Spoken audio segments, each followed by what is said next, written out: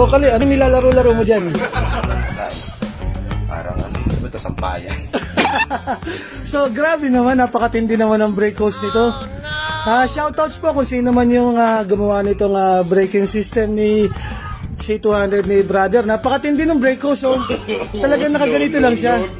Hindi mo lang inayos. Tingnan mo, hindi ba pre ano yan? Pastor Kaloy, delikado. Pwede sumabit sa kung saan man. Fly away to the moon yung brake hose, no? Ganda pa naman, naka-dual disc pa naman. Then naka-Brembo Brake Master. Tapos yung pwesto ng cable, nakaganyan lang yan, eh. Pinapayos nga sa amin ito ni Brother Marco, eh. Napakatindi naman. Shoutout sa mga brother natin na nagbibuild ng mga ganitong braking system. Kung may project kayo, ayusin nyo naman. Kasi kawawa naman yung mga customer natin. Nagpapagawa sila, nagbabayad sila ng mahal. Dapat worth it naman yung ibabayad nila. Kasi nung ayusin na lang naman natin na sa Lansan to. Meron naman yung holder dyan, pwede natin lang dyan na zip tie. Then ayusin din natin pagkakasuksok ng brake. Kasi preno yan eh, delikado po yan. Then pag sumabit pa kung sa mga mag-fly away to the moon ka pa yan.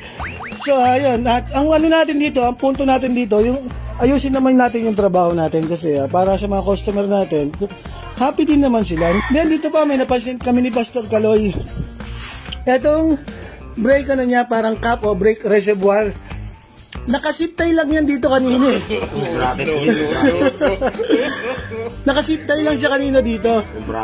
Dito. Basta nakasip tie lang siya na ganon.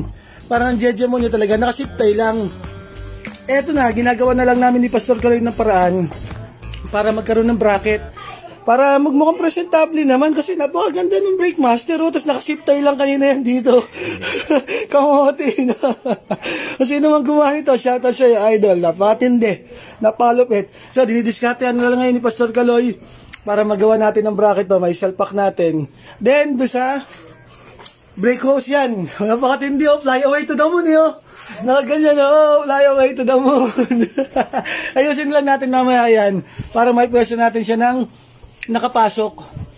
Ayusin natin mamaya yan. Hindi pwedeng ganyan yan. Bagsak sa quality natin yan. Okay.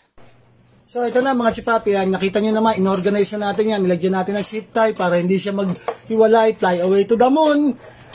Ano lang, may forever naman yan. Magkasama pa rin sila ng dalawang hose. Kasi double disc na po to kabilaan. Kaya yung brake hose niya, dalawa na rin.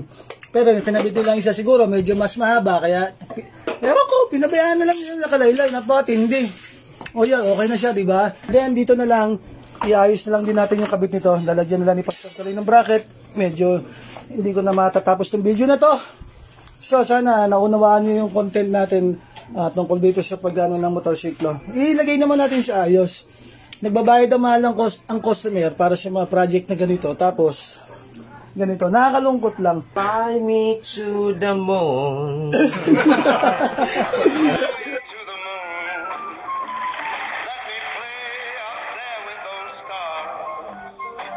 Let me see what life is